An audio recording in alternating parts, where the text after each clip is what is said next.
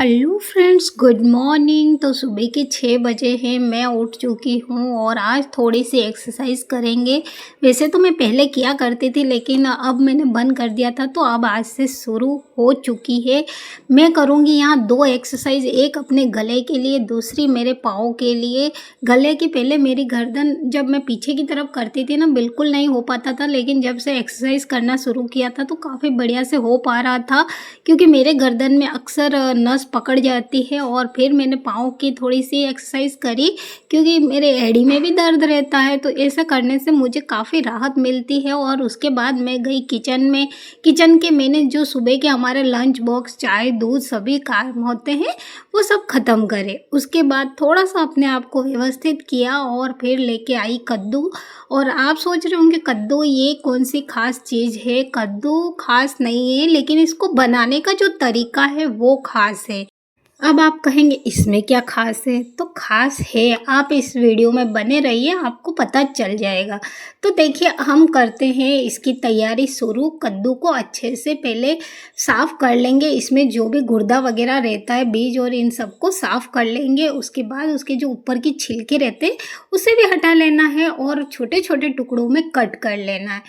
यहाँ आपको अच्छे से इस कद्दू को धोना है कट करने के बाद, क्योंकि 10 लोगों के हाथ लगते हैं। अगर आप कट करवा के लाते हैं तब, पूरा पूरा लाते हैं तो कोई दिक्कत ही नहीं है। साथ ही हम थोड़ी सी हरी मिर्च को भी बारीक बारीक कट करेंगे और थोड़े लहसुन जो रहता है हमारा, उसे भी थोड़ा कट करके रख लेंगे बारीक बारीक। और ये सारा काम मेरा ख़त्म हुआ। उसके बाद मैं आई किचन में, मैंने तेल गरम होने के लिए चढ़ा दिया है।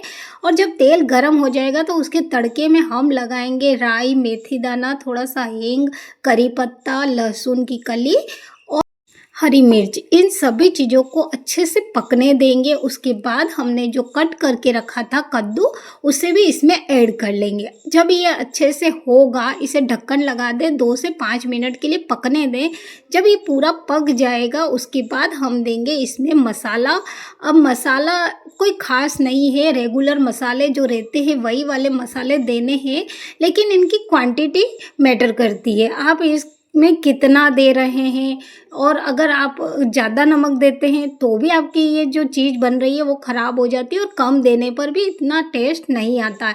तो सारी चीज़ों को उस क्वांटिटी में डालना है ताकि वो अच्छे से बने, उसका टेस्ट बढ़िया सा आए, है ना। तो ये सारी चीज़ें हमने डाल दी, सारे मसाले डाले जो भी हम रेगुलर डालते हैं मसाले। उसके बाद ढक्कन लगा के थोड़ी देर पकने के लिए छोड़ दिया। अब हम इसमें डालेंगे थोड़ी सी शक्कर या आप गुड़ भी इसमें दे सकते हैं, और अच्छे से इसे पूरा मिक्स कर लें। मिक्स करने के बाद अब हमारी जो मेन चीज़ है इसके लिए वो आएगी। अब आ जाएगा इसमें नींबू का जूस। जी हाँ, नींबू का जूस, यही इसमें हमारा टेस्ट बढ़ाता है। इस कद्दू में जो टेस्ट बढ़ेगा इसी की वजह से बढ़ेगा, और काफ़ी बढ़िया बन करके रेडी होता है। आपके घर में अगर किसी ने कभी भी ये चीज़ नहीं खाई वो भी खाएगा। और आप देख रहे होंगे कि ये जो शुगर हमने डाली उससे पानी बन गया है, तो कोई दिक्कत वाली बात नहीं है। इसी में आप पका ले, धीरे धीरे जब ये पकेगा तो ये भी हट जाएगा, अच्छे से इसमें मिक्स हो जाएगा पूरा। और ये देखिए पककर रेडी हो चुकी है। अगर यही पूरा प्रोसेस फॉलो करके सब्जी बनाएंगे तो आपके घर में अगर किसी ने बिल्कुल कभी चखी ही नहीं है, उसे भी आप खिला देंगे, एक बार वो खा लेगा और तारीफ़ किए बिना तो बिल्कुल भी नहीं रहेगा। ये 100% है। आप देखिए इसको बना करके, आप उसे बताइए ही मत कि आपने क्या बनाया। मेरे बेटे के साथ यही था, जब वो एक कद्दू की सब्ज़ी बनती वो ऐसा ही करता, लेकिन फिर मैंने इसको पूरा अच्छे से पका के उसको दे दिया। अब वो बार बार खाता है इस सब्ज़ी को। अगर आप इसे दूसरे या तीसरे दिन भी बना करके देंगे ना, वो खाना शुरू कर देता है। अब वो खाता है, और बच्चे आपस में लड़ते हैं। अगर कई बार बची है सब्जी तो उसको खाने के लिए आपस में लड़ना शुरू कर देंगे। इतनी बढ़िया बनती है। तो इस तरह से आप बनाना ज़रूर, और मुझे बताना कि आपको ये कैसी लगी, है ना।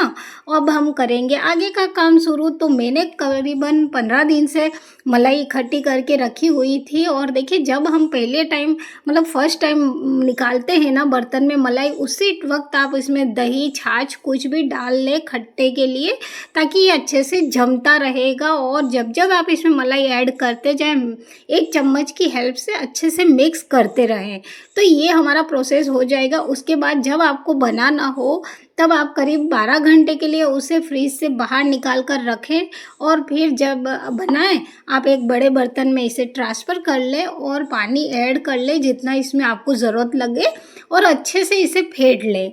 बिल्कुल बढ़िया फेंटना है। अगर आप चाहें तो इसे मिक्सी में भी डाल करके फेंट सकते हैं, लेकिन मैं यहाँ हाथ से इसे तरह से फेंटूंगी, क्योंकि इससे बर्तन भी कम निकलते हैं और टाइम भी बहुत कम जाता है, और मुझे काफ़ी बढ़िया लगता है इससे।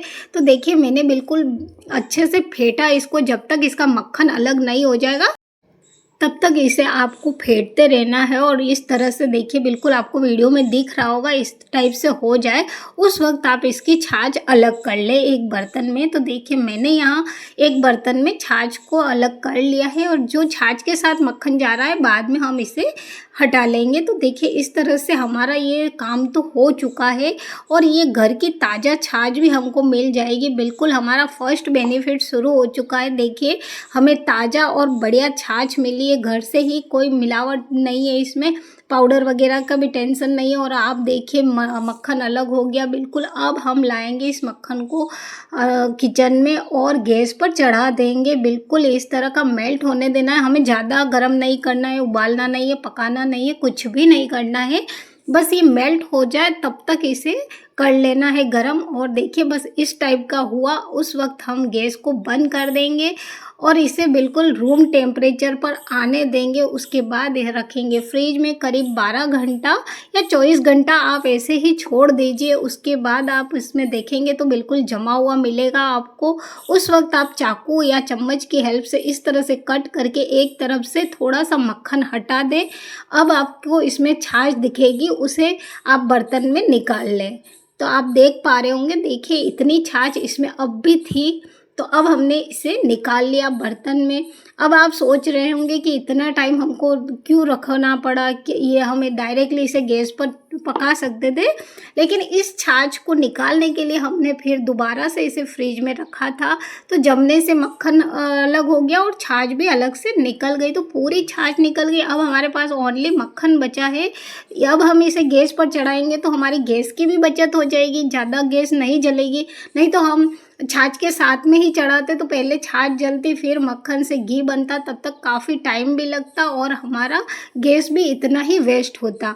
अब ये दो चीज़ें फिर हमारी बचत हो गई। अब हम इसे अच्छे से पकने देंगे। देखिए इस टाइम आपको बिल्कुल लापरवाही नहीं करनी है, इसे पकाना है, मतलब चम्मच चलाते रहना है रेगुलर। देखिए इस तरह से। तो पहले ये अच्छे से मेल्ट होगा, उसके बाद धीरे धीरे पकना शुरू करेगा। तो इसमें छाछ है नहीं, इस वजह से जल्दी से ही बन जाता है। मैं यहाँ दो काम कर रही थी। देखिए आपकी सब्जी बनती है ना, तब तक ये भी रेडी हो जाता है, इतना ही टाइम लगता है। अगर कम क्वांटिटी में है तो अगर आप चाय बना रहे हो उस वक्त चढ़ा दीजिए, तो एक तरफ आपकी चाय रेडी होगी और दूसरी तरफ आपका मक्खन का घी रेडी हो जाएगा। इस तरह से ये रहता है। तो आपको मैं दिखा भी देती हूँ। देखिए उधर मेरी सब्जी बन रही है और इधर मैं घी बना रही हूँ। जब मैंने सब्जी छोंकी उसी टाइम इसे मैंने चढ़ा दिया था। तो दोनों काम हो रहे हैं। तो देखिए काम भी साथ साथ चल रहे हैं, बचत भी हो रही गैस की। और मैं आपको यहाँ ये बताना चाह रही हूँ कि सब्जी बनती है इतना ही टाइम लेगा। अब अगर आपने उसमें छाछ के साथ चढ़ाया होता तो काफ़ी टाइम लगता, लेकिन अब यहाँ हमारा बहुत कम टाइम गया और घी रेडी हो गया है, बिल्कुल ताज़ा घर का बना हुआ और हमारे हाथ से बना हुआ है। हमें बहुत एक खुशी मिलती है ना अंदर से कि हमने बनाया है ना।